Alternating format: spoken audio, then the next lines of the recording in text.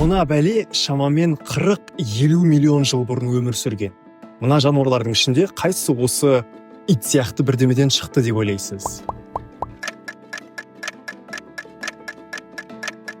Дұрыс жауабы кит. Және тек кит емес.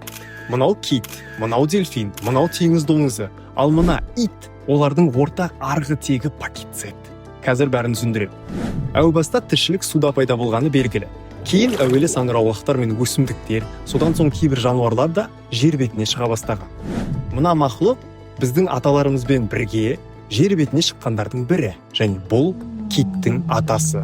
Я, бұл видеоны мынадай түрмен көріп отырған болсаңыз, бәрін дұрыс түсініп отырсыз. Киттер, дельфиндер және теңіз доңыздары жер бетіне шығып алып, білмеймін, ауа райы жақпады ма, іші пісіп кетті ма, шөлдеп кетті ма, әйтеуір құрсын мынаның шығатын жері қайда деп қайтадан суға кіріп кеткен мақұлықтар. Пакицеттің жалпы құрылысы мен көлемі бүгінгі итке ұқсас, бірақ тұяғы болған. Азығын табу үшін суға жақсы бейімделген.